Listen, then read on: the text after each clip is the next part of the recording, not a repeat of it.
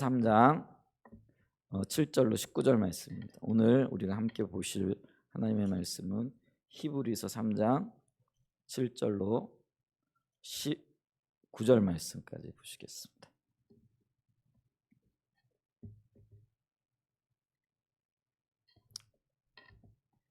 본문이 조금 길어요. 제가 봉독하겠습니다. 그러므로 성령이 이르신 바와 같이 오늘 너희가 그의 음성을 듣거든 광야에서 시험하던 날에 거역하던 것 같이 너희 마음을 완고하게 하지 말라. 거기서 너희 열조가 나를 시험하여 증언하고 40년 동안 나의 행사를 보았느니라. 그러므로 내가 이 세대에게 노하여 이르기를 그들이 항상 마음이 미혹되어 내 길을 알지 못하는도다 하였고, 내가 노하여 맹세한 바와 같이 그들은 내 안식에 들어오지 못하리라 하였느니라. 형제들아, 너희는 삼가 혹 너희 중에 누가 믿지 아니하는 악한 마음을 품고 살아계신 하나님에게서 떨어질까 조심할 것이요, 오직 오늘이라 일컫는 동안에 매일 피차 권면하여 너희 중에 누구든지 죄의 유혹으로 완고하게 되지 않도록 하라.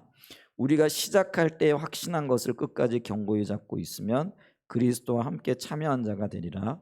성경에 일렀을 오늘 너희가 그의 음성을 듣거든 경노하시게 하던 것 같이 너희 마음을 완고하게 하지 말라 하였으니, 듣고 경노하시기에 하던 자가 누구냐? 모세를 따라 애굽에서 나온 모든 사람이 아니냐? 또 하나님이 40년 동안 누구에게 노하셨느냐? 그들의 시체가 광야에 엎드려진 범죄한 자들에게가 아니냐?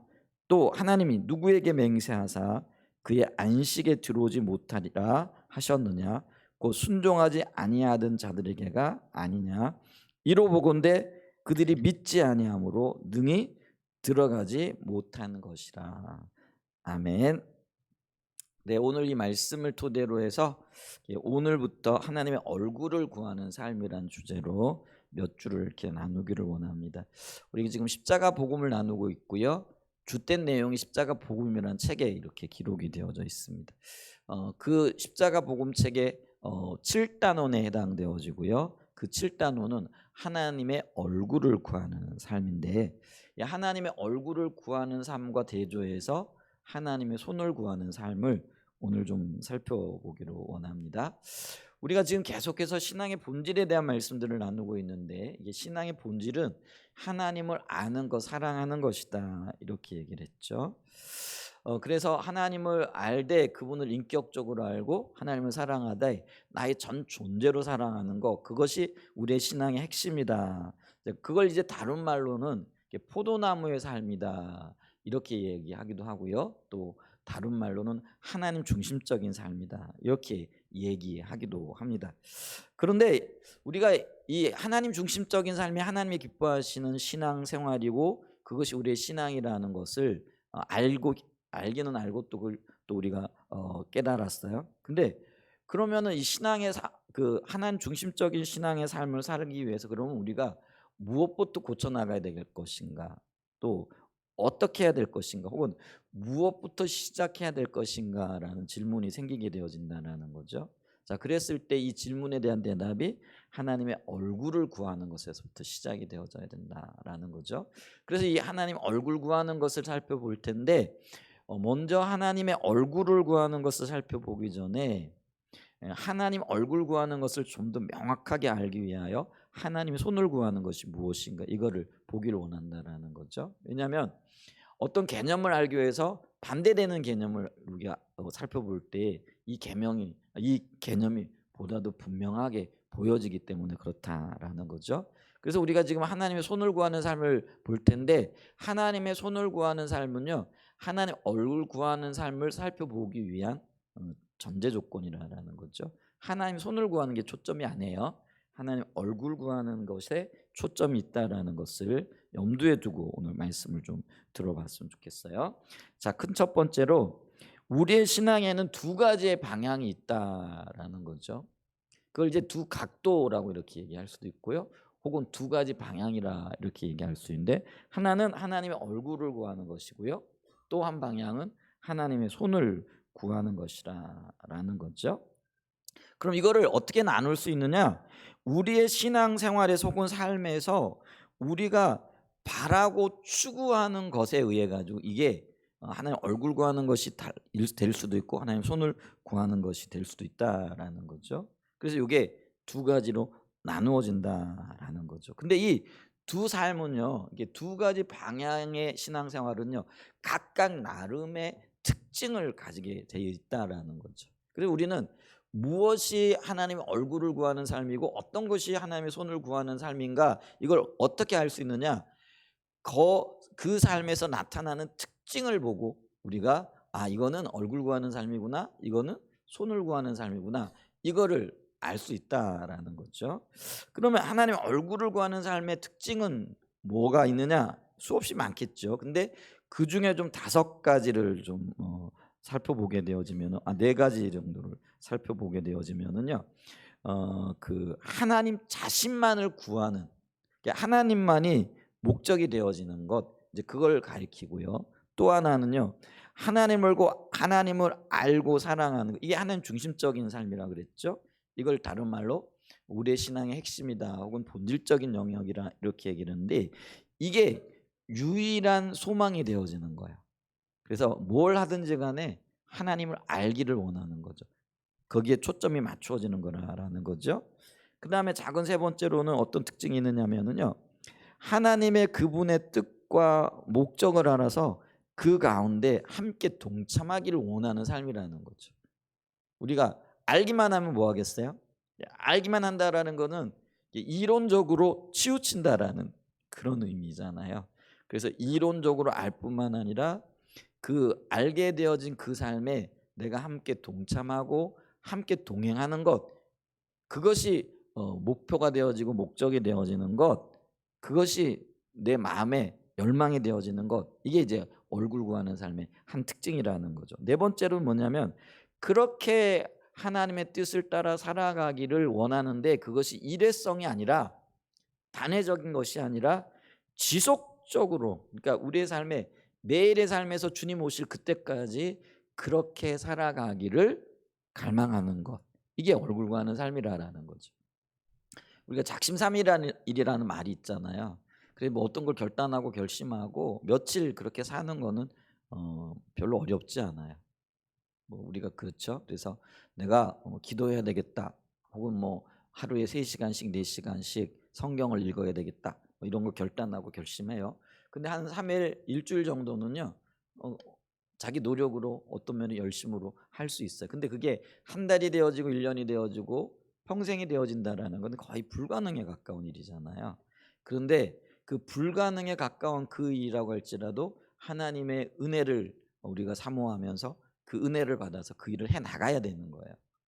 그리고 그것이 내 열망이 되어져야 되는 거예요. 그걸 가리켜서 하나님 얼굴을 구하는 삶의 한 특징이라 이렇게 말할 수 있다라는 거죠. 그다음에 이제 그게 대조되어지는, 그럼 하나님의 손을 구하는 어떤 삶의 특징은 뭐냐? 우리가 5가지를 살펴볼 텐데, 그게 뭐냐면 결과적으로는 하나님을 근심케 하는 삶이라는 거죠. 두 번째로는 하나님의 길을 모르는 삶이라는 거죠. 신앙생활을 하는데 하나님의 길을 몰라요. 길이 뭐냐라고 했을 때는 요게 길도자잖아요. 그러니까 우리가 진리라 얘기할 수도 있고, 다른 말로 얘기하게 되면은 하나님의 의중과 마음, 뜻, 뭐 이런 걸 가리켜서 하나님의 길이라고 얘기를 한다라는 거예요. 그러면 신앙생활하는 사람들이, 하나님을 믿는다고 하는 사람들이 하나님의 의중, 하나님의 뜻, 하나님의 원하시는 그 의도를 모른다라고 한다면 그게 바른 신앙이 되어지겠느냐라는 거죠. 그게 아니죠. 근데 이게 하나님의 손을 구하는 삶의 한 특징이 되어진다라는 거죠. 그러니까 세 번째로 뭐냐면, 당연히 불신이 가득해요. 불신이라는 건 뭐예요? 믿음이 없다라는 거잖아요. 그러니까 오늘날 우리의 삶 속에서 보여지는 게, 우리는 예수 믿는 사람들이잖아요. 그죠? 그런데 예수를 믿는 사람을 그리스도인이라고 하는데 전혀 그리스도인답지 못한 삶의 열매들, 특징들이 나타난다라는 거죠. 그게 이제 불신이라는 거예요. 믿는데 안 믿는 거예요. 이 말이 안 맞잖아요. 그러니까 앞뒤가 안 맞는 이 말이 우리의 삶 속에서 그대로 나타난다라는 거죠. 믿음의 사람이 그리스도인들인데 불신의 삶이 열매로 맺혀지고 있다. 그러니까 앞뒤가 안 맞는 모순 덩어리죠. 이제 그런 삶이 특징적으로 나타난다. 네 번째, 세상 사랑이 다루어지지 않는다라는 거죠. 하나 얼굴 구하는 삶의 특징이에요. 세상 사랑이 뭐예요? 내 욕망, 내 원함, 또 나의 어떤 소망들, 그게 자기 중심적으로 가는 거잖아요. 그러니까 세상에서의 출세, 돈 많이 버는 것, 다른 사람들로부터 존중받는 것. 근데 여러분 진짜 존중받는 거는요, 자기 것 챙겨가지고는 존중 못 받아요.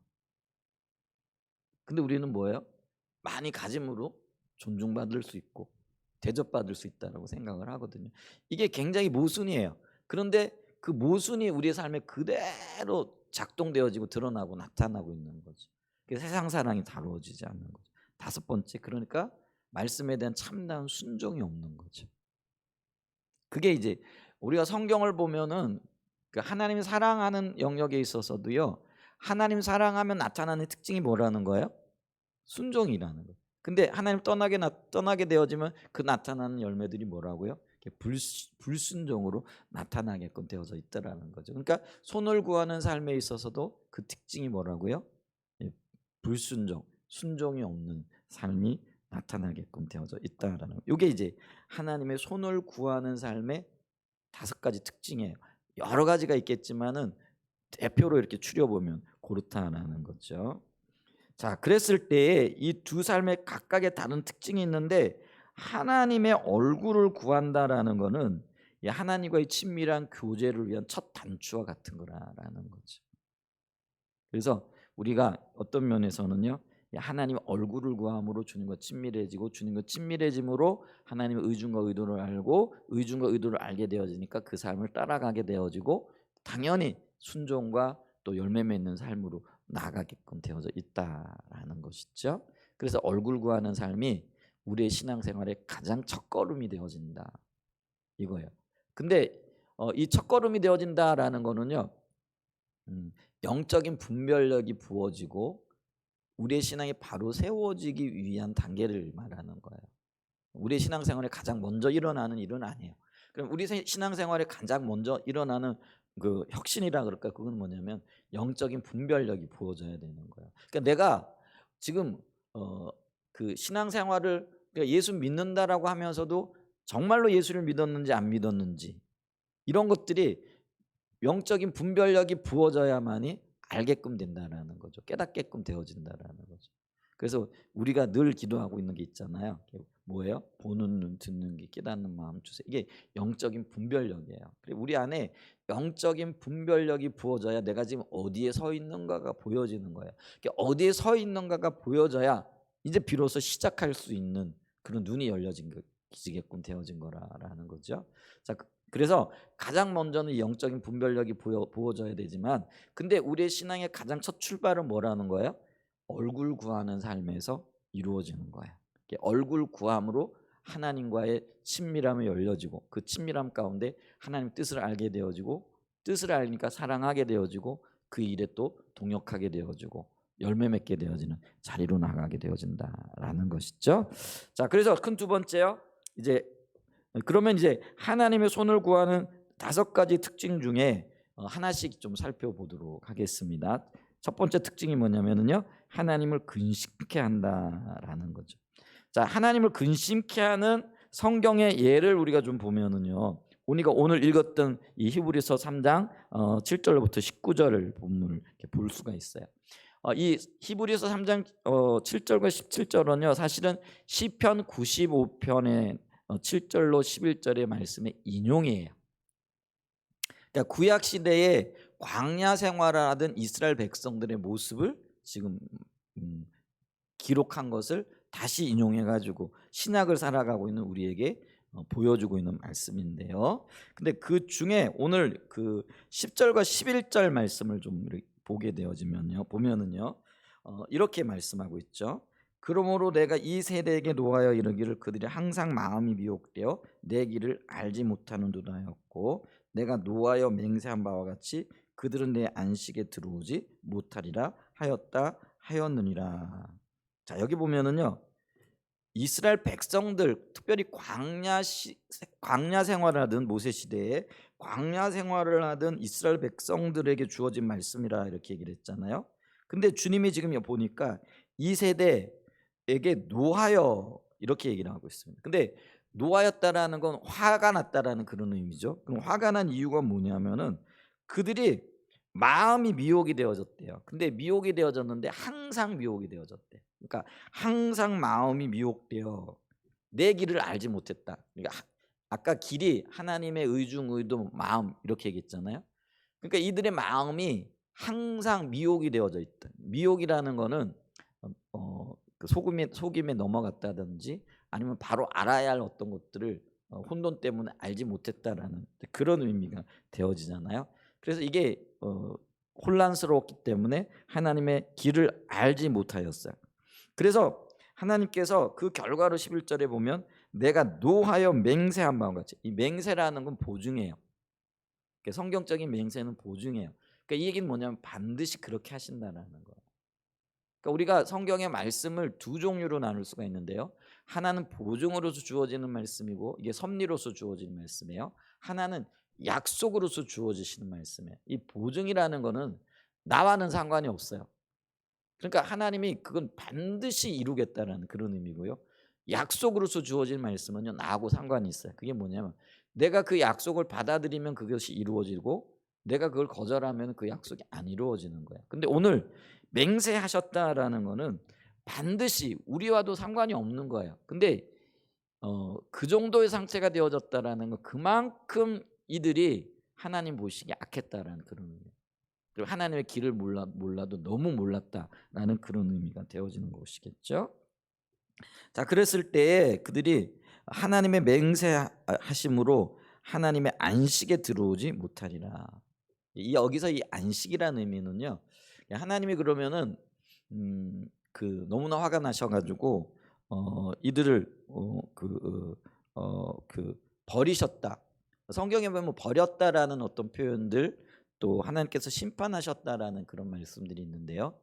이 심판하셨다, 버렸다라는 성경적인 의미는요, 더 이상 하나님의 자녀가 아니라라는 그런 의미가 아니에요. 그러니까 예를 보세요. 우리 자녀들이 아무리 잘못했다고 해가지고 뭐 호적에서 파는 일은 없죠. 호적에서 팠다고 해가지고 그 아들이 내 아들이 아니고 내 딸이 아닌 건 아닌 거예요, 그죠? 그런 얘기를 하는 거예요. 예를 들면은 하나님께서 그 백성들이 너무나 범죄했기 때문에 그들을 징계하시고 심판하시는데 그 징계와 심판이 뭐예요?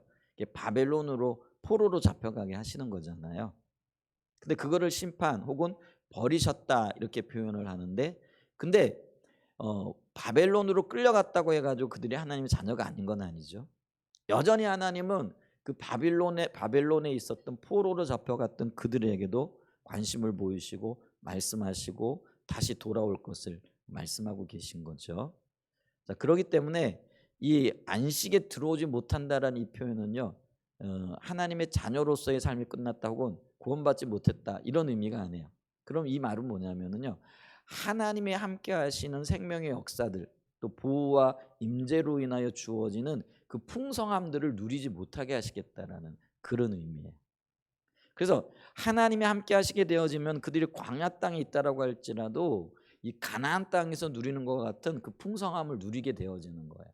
근데 그걸 못 누리게 하시겠다라는 그런 의미가 되어진다라는 거죠.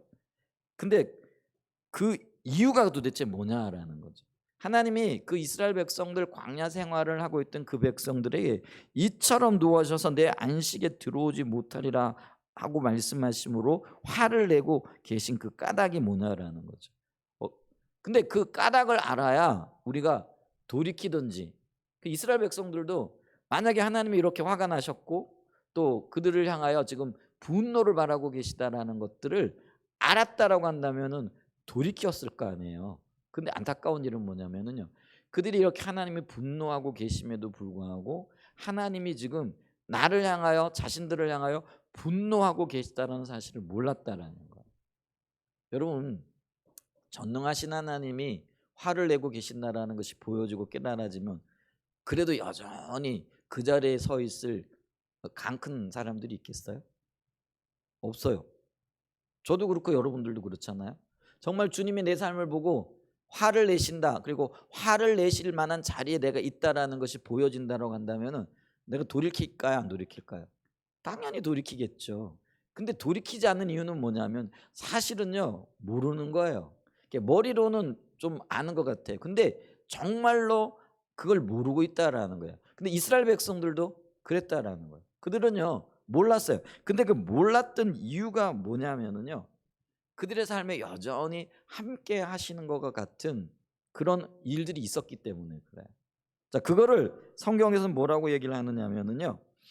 그들이 하나님의 행사를 보았기 때문에 그렇다라는 것이죠. 자, 히브리서 3장 9절을 좀 이렇게 보게 되면은요. 그들은 진노 가운데 있었고요. 하나님이 분노하고 계신 가운데 있었지만은 하나님이 행하시는 일들을 이렇게 보고 있었다라는 거죠. 9절에 보게 되어지면 이렇게 얘기를 합니다. 거기서 너희 열조가 나를 시험하여 증언하고 40년 동안 나의 행사를 보았느니라 이렇게 얘기를 해요. 근데 여기서 이 행사라는 이 말은요. 하나님의 능력의 역사, 하나님의 손으로 일컬어지는 기적, 이적, 표적 뭐 이런 것들을 얘기를 해요. 자, 이 말은 어떤 의미냐면은요. 이스라엘 백성들이 하나님을 떠났어요. 하나님 분노하고 계세요. 근데 그들에겐 여전히 만나가 내리고 있었어요. 이게 그들에게 여전히요. 광야에서 물이 없을 때 마치 반석에서 물이 터져 나오듯이 그런 일들이 일어나는 거예요. 또 뭐예요? 어, 그 메뚜기 떼들이 또 메추라기들이 그들의 음식이 되어지고 또 그들의 고기가 되어지고. 근데 이게요. 하루 이틀만 일어나는 게 아니라 40년 내내 이러한 일이 일어나는 거예요. 자, 이걸 다시 한번 우리 현실 가운데 돌아보면 우리가 있잖아요. 매일 살아가요. 그런데 먹을 것, 입을 것, 또 뭐 잠잘 곳 이런 것들이 주어지는데 그것도 아주 풍성하게 주어지는 거예요. 예를 들면은 하나님께서 불을 주셔서 자동차를 타는데 벤츠를 타고 다니게 하세요. 아파트를 구입하게 하셨는데 60평, 100평짜리를 구입하게 하셨어요. 또 회사에 가서는 좋은 자리를 주셨는데 회장자리 혹은 사장자리를 주셨어요. 어딜 나가든지 떵떵거리고 사람들이 같이 교제하기를 원하고 같이 이렇게 뭐라 그럴까요? 대접해 주는 자리를 있어요. 만약에 여러분 보세요. 내 삶이 이렇게 어떤 면에서는요. 뭐라 그럴까 이게 탄탄대로를 걷고 있다. 삶에 어떤 어려움도 없고 염려도 없고 걱정도 없고 근심도 없다. 혹은 내가 조금 근심스러운 어떤 일들이 있었는데 그 일이 다음 날만 되면 금방 해결돼. 근데 그게 하루만이 아니고 매번 그런 일들이 일어나. 그러면 여러분들은 어떤 생각을 할 것 같아요? 야, 하나님이 나를 참 사랑하시는구나. 야, 하나님이 나를 참 내가 원하는 모든 거 다 잘 들어주시는구나. 이렇게 생각할까요, 안 할까요? 아니면은 그런 환경 가운데 있으면서도 내가 지금 하나님을 떠났어. 내가 하나님을 떠나고 있기 때문에 내 삶이 지금 이런 열매들 이런 거야. 그래서 내가 힘들어. 내가 하나님을 찾아야 돼. 이런 생각을 하게 될까요? 당연히 우리는 뭐예요? 내 삶에 일어나고 있는 그 여러 가지 일들 때문에 야, 하나님 나를 참 사랑하셔. 그러면서 하는 생각이 내가 잘 살고 있는 거야. 나 정도만 살면은 하나님 이렇게 뒷받침해 주시고 하나님 은혜와 긍휼을 베풀어 주시는 거예요. 이런 생각을 하게끔 되어져 있다라는 거예요. 그런데 그 똑같은 일이 지금 광야 생활을 하고 있던 이스라엘 백성들에게 일어나고 있었다라는 거예요. 근데 여기서 우리가 놓치지 말아야 할 게 있는데 그게 뭐냐면 하나님의 행사와 하나님이 나를 믿어 주시는 것, 그걸 신임이라 이렇게 얘기하는 건 그건 다른 거예요. 여러분 하나님이 나에게 행사를 행하시는 그 이유는요. 부모가 자식이기 때문에 자식이 어려운 일을 당하면은요. 그 어려운 일들을 대신해서 해결해 줘요, 안 해줘요? 해결해 줘요. 그리고 자식이 필요하면 먹을 것도 줘요. 보호하고 돌보고 필요가 있으면 채워주는 거예요. 여러분 그런데 그런 생각 안 해보셨어요? 부모가 그 자식을 위해서 모든 것들을 해줄 때는요. 그 자식이 못 믿었기 때문에 그래요. 사실은. 어딘가 좀 부족해 보이기 때문에 부족한 영역이 있으니까 부모가 그 일을 메꿔줘야 된다고 생각 안 하겠어요? 그리고 그 일을 해줘야 된다고 생각 않겠어요? 예를 들면 자식이 아주 믿음직스러워. 그리고 자기 일을 자기가 알아서 참 잘해. 그리고 그 하는 일이 나보다도 그러니까 부모의 입장에서 보면 부모가 도와주는 것보다도 훨씬 더 잘 처리하고 잘 열매 맺고 어떤 일들을 잘 해결해 나가요. 그러면 부모가 그 자식을 굳이 나서 가지고 도와줄 필요가 있을까요, 없을까요? 그런 생각을 할까요, 안 할까요? 안 해요. 그 대신 야, 저 자식은 믿을 만해서 자기 일 스스로 알아서 하는 거야. 여러분, 이게 신임이에요. 이해가 되세요? 그런데 이스라엘 백성들은요, 하나님이 내가 부족한데 지금 부족하기 때문에 그냥 하나님이 내버려 두면은 쫄쫄 굶을 수밖에 없어. 하나님이 그냥 내버려 두면은요, 헤어진 옷을 입고 떨어진 신발을 신고 물을 구하지 못해 가지고요, 마치 목마른 사슴이 온 천지를 찾아 헤매듯이 그냥 유리방황하게 생겼어. 그러니까 하나님이요, 그게 너무나 불쌍해 가지고요, 자식이기 때문에 그들의 필요를 채워주고 있는 거예요. 여러분, 이걸 잘 이해하셔야 돼요. 그런데 이스라엘 백성들은 그걸 오해해 가지고요, 야, 하나님이 나를 사랑하시고 내가 잘하고 있기 때문에 내 삶에 이런 광야길 가운데에서도 먹을 것 입을 것 온갖 필요한 것들 하나도 빠짐없이 다 채워지고 있네. 무려 몇 년 동안요? 40년 동안은. 그러니까 그들은요, 하나님의 그 행사를 보면서 하나님 나를 믿어주고 계신 거야. 내가 잘하고 있는 거야. 아, 그러니까 나는 지금 돌아볼 필요가 없어. 이대로만 쭉 하면 되는 거야. 이런 생각을 하고 있는 거라는 거죠. 그런데 하나님은 속이 타는 거예요. 이 자식이 좀 자라줬으면 좋겠는데, 좀 믿음직한, 그리고 스스로 어떤 면에서는 하나님을 기쁘시게 하고 하나님께 영광 돌리며 하나님이 기뻐하시는 일을 하는 그런 장성한 믿음의 사람들로 세워줬으면 좋겠는데 그게 안 보이는 거예요. 그래서 요걸 좀 해주면은 이렇게 자라날까 싶었는데 오히려 더 의존적이 되어지는 거예요. 오히려 더 이게 뭐예요? 해주면 해줄수록 응석빠지면 되어지고 있는 거죠. 그러니까 하나님의 마음은 지금 속이 타고 들어가고 있는 거예요. 속이 타는 거예요. 야, 이래서는 안 되는데, 더 자라나야 되는데, 더 성품 영역에 있어서뿐만 아니라 삶의 모든 영역에서 자라나야 되는데, 이렇게 했다라는 거예요. 그러니까요, 하나님은요, 점점 더 어떤 면에서는요, 분노가 지금 올라가는 거예요. 여러분, 분노가 쌓이고 쌓이죠. 그러다가 어떻게 되는 거예요? 한 번에 폭발하는 거예요. 그 폭발이 지금 이거예요. 너희는 내 안식에 들어오지 못할 것이라. 이게 지금 분노에 찬 하나님의 폭발이라는 거예요. 여러분, 그걸 기억하실 수 있어야 된다라는 거죠. 그래서 3장 17절에 보면은요, 히브리서 3장 17절에 보면은요, 또 하나님이 40년 동안 누구에게 노하셨느냐. 하나님이 분노가 쌓여졌는데 몇 년 동안요? 40년 동안. 근데 이스라엘 백성들은 40년 동안 하나님의 은혜와 임재 가운데 우리가 하나님의 도우심으로 잘 살아가고 있다고 표현이 좀 그래요. 니나노하고 있는 거예요. 춤추고 있는 거예요. 좋아하고 있는 거예요. 그런데 하나님은 지금 40년 동안 뭐예요? 분노가 차곡차곡 쌓여져가고 있었다는. 그래서 40년 동안 누구에게 노하셨느냐? 그러면서 그들의 시체가 광야에 엎드려진 범죄한 자들에게 아니냐. 야, 이거 그 이스라엘 백성들은 자기가 하나님의 백성들이라 이렇게 지금 생각하고 있는데 하나님이 이들을 뭐라고 얘기하는 거예요? 범죄한 자들이라. 이 차이가 보여져야 된다라는 거예요. 여러분, 내 삶에서 지금 이 이스라엘 백성들의 보는 관점과 하나님이 보시는 관점, 이게 신앙의 두 각도인데, 두 방향인데, 이 두 방향이 보여지는 거, 이게 영적인 분별력이거든요.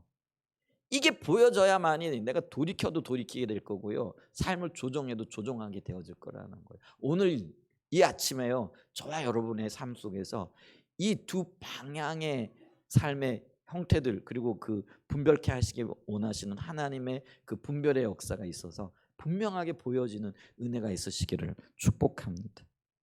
아멘. 그래서 우리가 이걸 기억해야 돼요.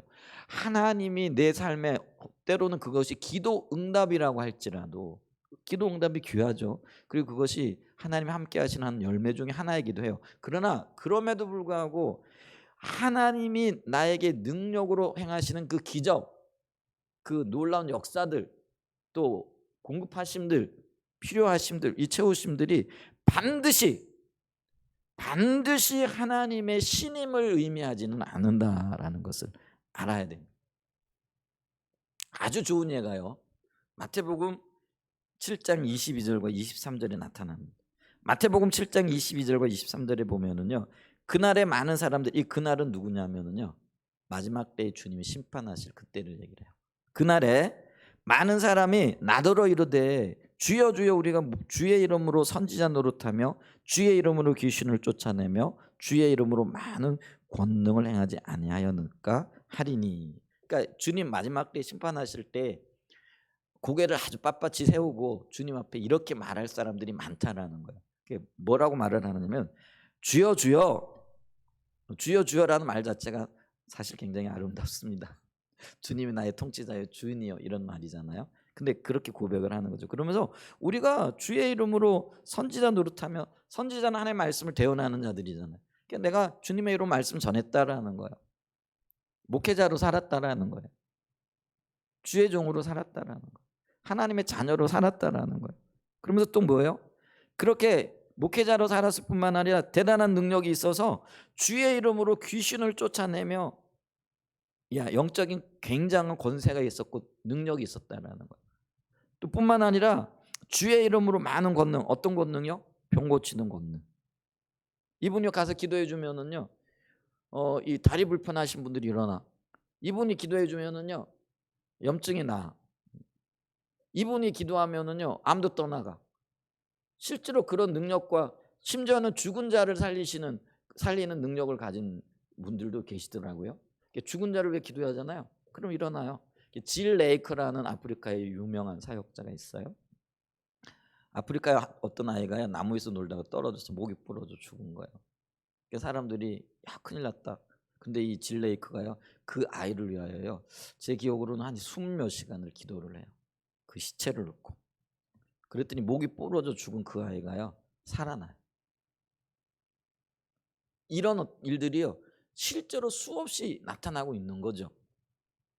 근데 이런 일들을 행했다라는 거예요. 와가지고, 그러니까 얼마나 당당해요. 하나님 아버지, 내가요 주님의 이름으로요 말씀을 전했고요, 주님의 이름으로 귀신 들린 자들 영적인 권능과 권세를 행했고요, 아픈 사람들을요, 주님의 이름으로 기도했더니요, 이야, 신기하대요. 일어나대요. 고침을 받대요. 네, 그런 놀라운 일들을 행했어요. 잘했죠. 이거죠. 그러니까 내가 상 받을 만하지요, 이런 의미잖아요. 근데 23절에 아주 충격적인 말씀이 선포됩니다. 그때 그런 말을 할 때 그런 얘기예요. 내가 그들에게 밝히 말하되, 그들이 못 보고 있는 거를 드러내 보여준다라는 거야. 밝히 말하되 내가 너희를, 같이 읽어보죠. 도무지 알지 못하는 불법을 행하는 자들아 내게서 떠나가라. 여기 두 가지예요. 내가 너를 도무지 알지 못한다라는 거고, 하나는 뭐예요? 너희가 불법을 행했다라는. 이건 하나님의 법대로 살지 않았다라는 거예요. 이 놀라운 얘기예요. 그러니까 이거 보세요. 나는 하나님의 뜻대로 살아서 칭찬을 받아야 된다라고 생각을 하고 왔는데, 하나님은 야, 웃기지 마. 너 몰라. 그럴 뿐만 나는 불법을 행했어. 여러분, 이 불법을 행했는데 이 죄를 용서받지 못하면 어디 가야 되는 거예요? 이게 지금요, 굉장히 심각한 문제예요.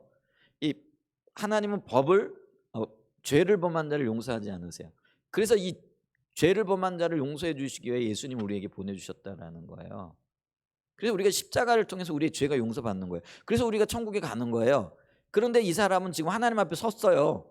그날이 심판 때잖아요. 하나님의 섭에 섰는데 여전히 불법 가운데 있다라는 거예요. 근데 이들은 지금 예수님을 주여 주여 부르고 있다라는 거예요. 근데 이들은 믿었어요. 이들은 내가 주님 안에서 구원받은 자고 또 주님의 능력으로 놀라운 기적과 표적을 행했다라고 말하는데, 하나님은 내가 너를 도무지 알지 못하느니 너의 죄가 그대로 있다라는 거예요. 너는 예수 안 믿은 자라는 거예요. 불법 가운데, 죄 가운데 있는 자라는 거예요. 이 엄청난 말씀을 우리가 기억을 해야 돼요. 이게 정확하게 이스라엘 백성들이 지금 행하고 있는 일이고, 저와 여러분들이 주님 앞에서 내가 예수 그리스도를 주여 주여라고 고백할지 모르지만, 내가 예수 믿는 자라고 드러내놓고 말하고 있는지 모르지만은요, 실제의 삶 속에서는요 주님과 전혀 상관없을 수 있다라는 거예요. 근데 그 이유가 뭐예요?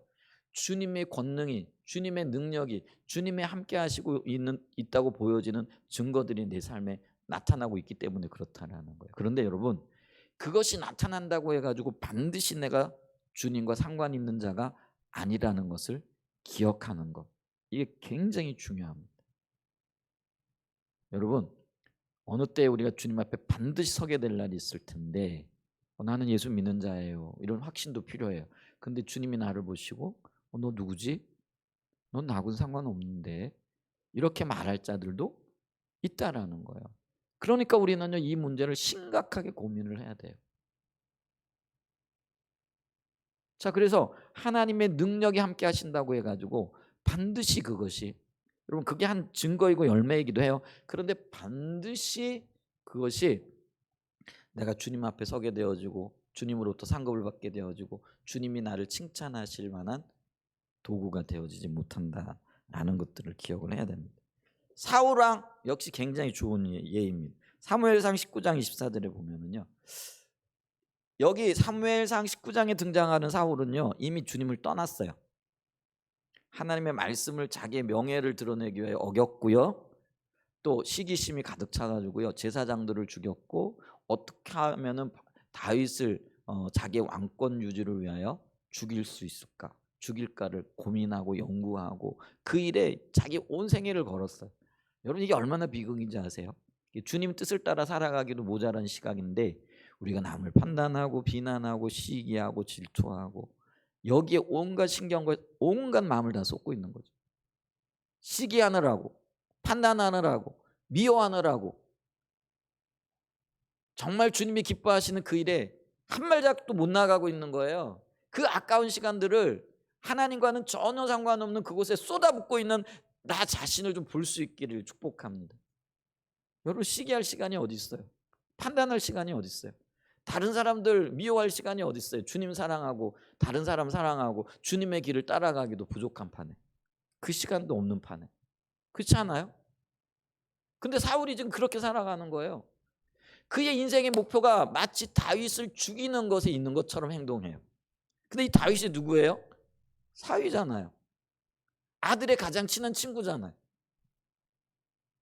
그런데 이 사울이요 다윗을 쫓아가다가 죽이려고 그날도 쫓아가다가요 하나님의 임재가 있는 곳에 가게 되어집니다. 그게 이제 사무엘도 있었고요. 여러분 하나님의 사람들이 있으면 하나님 임재가 있고요. 하나님의 임재가 있으면은요 하나님이 함께 하시는 역사들이 있는 거예요. 여기 보세요. 24절에 그가 또 그의 옷을 벗고 사무엘 앞에서 예언을 하며 하룻밤 낮을 벗은 몸으로 누웠더라. 그러므로 속담에 이르기를 사울도 선지자가 있느냐 하느냐. 사울은 지금 죄악 가운데 있어요. 근데 그 죄인이 지금 하나님의 임재가 있는 무리들 가운데 갔더니 성령의 은사가요. 이 은사는요. 어떤 면에서는요. 우리가 믿음이 있느냐 없느냐 혹은 행동이 옳으냐 그르냐 이걸 가리지 않아요. 왜냐하면 하나님의 은사는 어떤 때는요 필요해 가지고 주어지거든요. 근데 이 하나님의 은사가 이 악한 사울에게도 부어지는데 그 은사가 얼마나 정확했느냐면은요. 이게 막 예언을 하는데 그 예언이 굉장히 중요해요. 여러분 하나님의 말씀 몇 마디 했다고 해가지고 그게 몇 번 맞았다고 해가지고 선지자 이렇게 평가하지는 않잖아요. 근데 그 예언이 너무나 정확하고 한동안 그런 것들이 지속됐다라는 거예요. 그랬더니 사람들이 그 사울을 향하여 사울도 선지자 중에 있느냐 속담에 이르 그게 속담이 되어질 정도로 사울에게 이런 일들이 일어났다라는 거예요. 자, 그래서요 이 지도자가 타락했는데 일부 깨어있지 못한 그 백성들은요 여전히 사울을 따르는 이유가 뭐겠어요? 사울에게 이런 모습이 보였기 때문에 그래요. 여러분 사울이 우리가 볼 때 막 이렇게 탈을 뒤집어 쓰고 막 악인의 모습 이거 아니에요. 사람들이 볼 때는 그가요 선한 왕으로 보여지는 거예요. 그리고 그는요 오늘 말씀도 볼 때 예언도 하는 자였어요. 선지자의 모습으로 나타나는 거예요. 여러분 사울을 향하여 속담에 이르게 그게 속담이 되어지고 사람들에게 퍼져 있었다라는 것은 이게 사울에게 이게 지금 굉장히 호의적인 표현인 거예요. 그걸 우리가 기억해야 돼요. 그러니까 우리가요 때로는 겉으로 보여지는 것만 가지고 판단하게 되면은요 치명적인 실수를 할 수 있게 되어지는 거예요. 근데 사울은 이미 하나님 버린 자잖아요.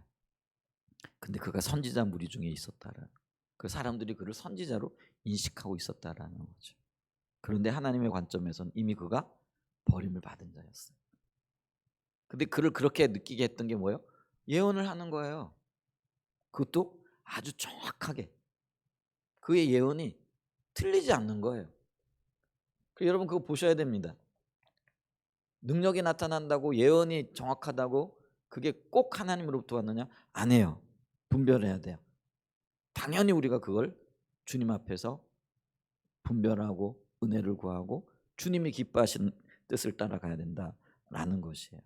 자, 한마디로 얘기했을 때 이스라엘 백성들 또 혹은 이 하나님 앞에 섰던 이 사람들, 심판대에 섰던 사람 사울은요, 왜 그런 행동을 했느냐? 그거는 다름이 아니라 자기의 원하는 것들, 자기가 기뻐하는 것들, 자기가 하나님 앞에서 받기를 원하는 그런 것들에 초점이 있었기 때문에 하나님은요, 그냥 그들이 그 백성이었기 때문에 하나님의 마음에 좀 부족하고 하나님의 뜻에 합당하지 않지만은 어떻게 하든지 좀 돌이켜 볼까 하는 그런 마음에서 그걸 주시는데, 근데 그걸 붙잡고 이게 모든 것 된 것처럼 그렇게 그곳에 머물러 있어 버리는 거죠. 여러분, 기적은요, 제가 자주 말씀드리잖아요. 목표가 아니고요, 목적이 아니고요, 표적이에요. 표적이라는 건 뭐냐면은요, 사인이라는, 요걸 보고 가야 할 방향을 잡는 거예요. 좋은 예가 고속도로의 표지판이에요. 그게 사인이잖아요. 표적이거든요. 드러나는 것이거든요. 근데 우리가 고속도로의 표적을 보고 서울 100km 남았네. 그럼 100km를 달려가야 되겠네. 요 정보를 얻는 거예요. 근데 어떤 미친 사람이 표지판 밑에 와가지고 서울 100km 있는데 그 표지판 밑에 앉아가지고 서울 다 왔네. 이제 여기 머물러 있어야 되겠네. 이제 더 갈 필요가 없겠네.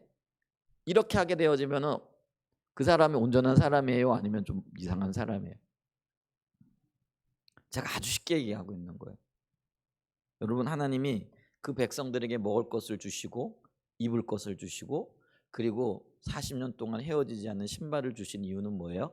이 신발 신고 이 옷 입고 이 주님 주시는 맛있는 거 먹고 어디로 가라는 거예요? 하나님의 뜻을 따라 하나님께서 기뻐하시는 그 자리로 가라는 초청이고 표지판이에요. 그런데 그 이스라엘 백성들은 그것에 머물러 있는 거죠. 이게 좋다. 그리고 그것만 구하는 거예요. 낮에도 구하고 밤에도 구하고 하루 종일 그걸 구하는 거예요. 자기의 필요를 위해서 자기 원하는 것만을 구하는 거죠. 그게 이스라엘 백성들이었다라는. 그러니 하나님이 분노할 수밖에 없었다라는 거죠. 자, 그러니까요, 하나님의 손을 구하는 삶의 두 번째 특징인데요, 그게 뭐냐면은요, 당연히 그들은 하나님의 길을 알지 못합니다. 자, 히브리서 3장 10절을 읽어보면은요, 그러므로 내가 이 세대에게 놓아여 이르기를 그들이 항상 마음이 미혹되어 뭐라고요? 내 길을 알지 못하는도다. 자, 40년 동안 하나님께서 그 백성들을 향하여 그렇게 경노하셨고 화가 나셨던 이유는요, 하나님이 그들에게 그렇게 보여주길 원하셨던 그 길이 뭐라고요? 하나님의 마음, 하나님의 의중, 하나님의 목표, 이거예요. 근데 그거를 이 백성들이 끝끝내 몰랐다라는 거예요. 왜냐하면 눈이 다른 데가 있거든요. 여러분, 우리는요, 이게 하나의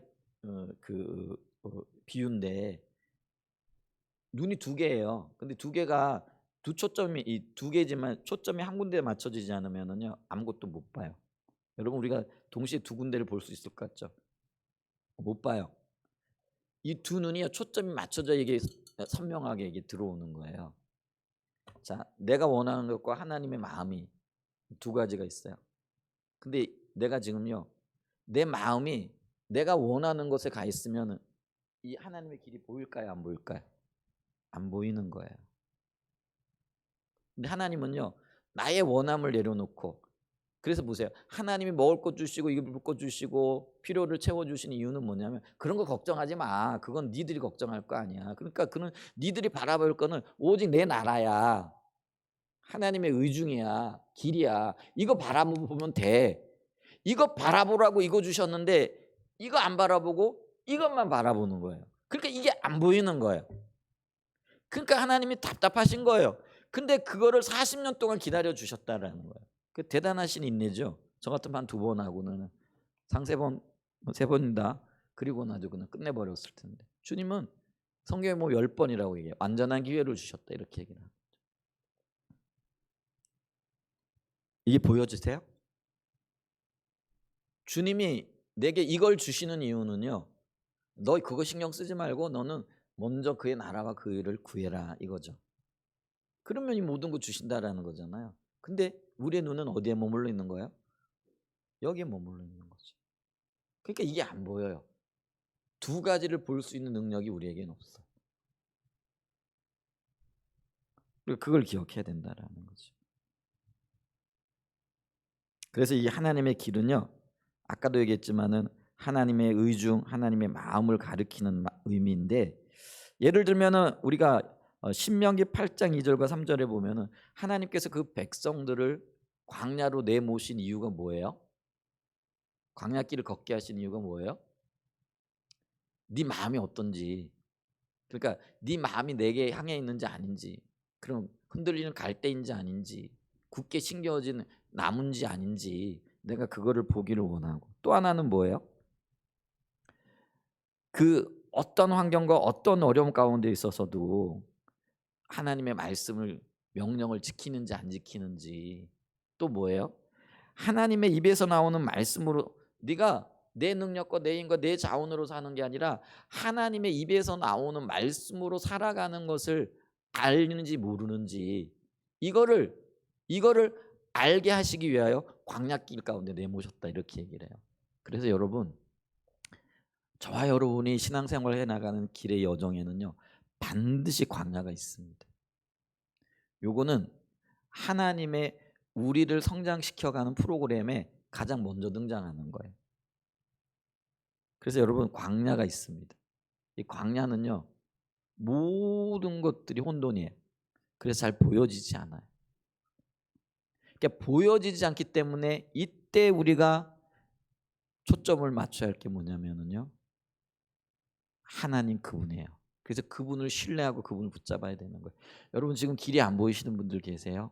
어떻게 해야 될지 모를 혼돈과 혼미한 상태 가운데 있으세요? 그러면 그렇게 결단하세요. 아, 지금 주님이 나를 부르고 계시구나. 내가 주님께 초점을 맞춰야 할 때구나. 내가 지금 눈에 보이는 거 이거 신경 써야 할 때가 아니구나. 그래서 주님께 초점을 맞출 수 있는 은혜가 있기를 축복합니다. 그게요, 하나님 우리를 테스트하시는 거예요. 그리고 이 단계를 반드시 거쳐 나가야 돼요. 극복해야만이 하나님의 길이 더 선명하게 보여져요. 아멘. 여러분, 그 광야길 가운데 포기하고 넘어지지 않기를 축복합니다. 근데 대부분의 경우 광야에서 포기합니다. 넘어지고. 그러면은요, 이 광야 다음에 있게 되질 그 아름다운 가나안 땅 못 봐요. 못 들어가요. 그게 포기한 자들에게 주어지는 상급이에요. 자, 보세요. 뿐만 아니라 이 하나님의 마음은요, 이렇게 비춰주신 것들을 기뻐할 뿐만 아니라 그 비춰주신 것들에 내 모든 것을 걸고 동참하고 동역하는 것과도 굉장히 밀접한 연관이 있다라는 거죠. 거기까지 가야 돼요. 보는 것만, 또 깨닫는 것만 가지고는 안 돼요. 보여주신 거는요, 깨닫게 하신 것 뭐죠? 그게 초청이라는 거죠. 어떻게 해요? 오라고, 그 길에 동역하고 동참하라고 주시는 거예요. 그렇기 때문에 우리는요, 이 하나님의 길을 따라 행해야 합니다. 그래서 이 하나님의 길을 따라 행하되 여기에 들어가는 게 있는데, 그게 뭐냐면 하나님의 방법. 이 길이 때로는 방법으로 해석이 되어지고 방법으로 드러날 때가 있어요. 이 방법은 뭐예요? 하나님이 제시하시는, 그걸 우리가 이제 다른 말로 얘기하면은요, 그게 신본주의라고 얘기를 하는 거죠. 신본주의 반대가 뭐예요? 인본주의죠. 인본주의라는 거는 내 방법 내 뜻대로 행하는 거예요. 여러분, 아브라함이 굉장히 믿음의 사람이었지만 그도 아직 훈련받을 그때에는요, 인간적인 방법을 취해요. 그게 인본주의예요. 그러니까 하나님이 약속을 주셨어요. 그게 뭐예요? 후손을 주실 거라는 거죠. 근데 그 후손을 주시되 누구를 통해서요? 사라를 통해서 주시겠다라는 거예요. 근데 사라를 가만히 보니까 이게 벌써 이 사라가 경수가 끊어졌고 아기를 낳을 수 있는 어떤 조건도 지금 안 되는 거죠. 그러니까 이 아브라함이 사라의 권유를 받아들여 가지고 인간적인 방법을 취합니다. 그러니까 사라를 통하여 아기를 낳는 게 이게 신본주의예요. 근데 사라 외에 다른 사람을 통하여 아이를 낳는 게 그게 뭐예요? 인본주의예요. 인간적인 방법인 거예요. 근데 그 인간적인 방법은요, 효과가 빨라요. 그걸 보세요. 인본적인 방법을 취했더니 금방 아기가 태어나잖아요. 근데 하나님은 그 아기를 뭐라고 말씀하세요? 약속을 따라 난 아이가 아니기 때문에 내 유업을 잊지 못할 자라. 그리고 하나님의 약속에서 제껴버리세요. 그리고는요, 신본주의 방법. 그것도 아브라함이 이제는 뭐예요? 죽은 자 가운데서 혹은 뭐예요? 이 사라의 태가 지금 이제 이미 죽었어요. 근데 그 사라의 태를 통해서도 자식을 낳을 수 있다라는 믿음이 생긴 그때에 실제로 사라의 태를 여세요. 그리고 신본주의가 승리하게 하세요. 여러분, 이 신본주의가 언제 나타나는지 아세요? 인본주의가 완전히 내려지고 하나님만이 길이라는 것이 정말 신실하게 믿어질 그때 하나님의 길이 열리기 시작을 합니다. 우리는 그러죠. 언제 하나님의 길이 열리지? 언제 하나님이 역사하시지? 언제 하나님이. 여러분, 내가 온전히 하나님만을 신뢰할 때, 주님이 인정하실 그때 신본주의의 열매들이 열려지게 되어진다라는 것들을 기억해야 됩니다. 그렇기 때문에 우리는요, 이 하나님의 길, 하나님의 마음을 찾아야 돼요. 다윗이 그런 고백을 해요. 시편 86편 11절에 보면 여호와여 주의 도를 내게 가르치소서. 내가 주의 진리에 행하오리니 일심으로 주의 이름을 경외하게 하옵소서. 다윗은요, 두 가지를 구했는데 그게 뭐냐면 하나님의 길이에요. 그러니까 주의 도, 이게 주의 길이잖아요. 길도자. 그리고 또 하나는 뭐예요? 이 길을 따라갈 나뉘어지지 않는 마음, 이게 일심이라 이렇게 얘기를 하는 거예요. 나뉘어진 마음이 우상 숭배예요. 하나님으로부터 우리의 마음이 나누어지죠. 하나님 외에 다른 어떤 좋아하는 것, 또 더 소중히 여기는 것, 그리고 희망을 갖는 어떤 것들이 있을 수 있죠. 여러분의 희망은 오직 하나님이십니까? 아니면 그게 자녀시고 돈이고 아니면 어떤 사람이고 아니면 어떤 환경입니까?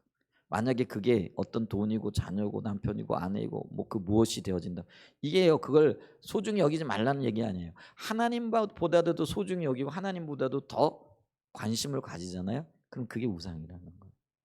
근데 하나님은 그거를 너무나 싫어하신다라는 거죠. 그거를 우상 숭배라 얘기를 한다라는 거죠. 근데 다윗이 일심을 구해요. 나뉘어지지 않는 마음. 오직 하나님만을 알아 그 하나님의 뜻을 따라 행하고자 하는 그 마음을 구하고 있다라는 것이죠. 아멘. 그 마음이 우리에게 좀 주어졌으면 좋겠어요. 시편 25편 4절에도 그렇게 얘기를 해요. 다윗의 이게요, 그의 소원이었기 때문에 이런 기도들이요, 다윗의 시편에 보면은요 수없이 나타나요. 시편 25편 4절에도 똑같은 말을 해요. 여호와여 주의 도를 내게 보이시고 주의 길을 내게 가르치소서. 아멘.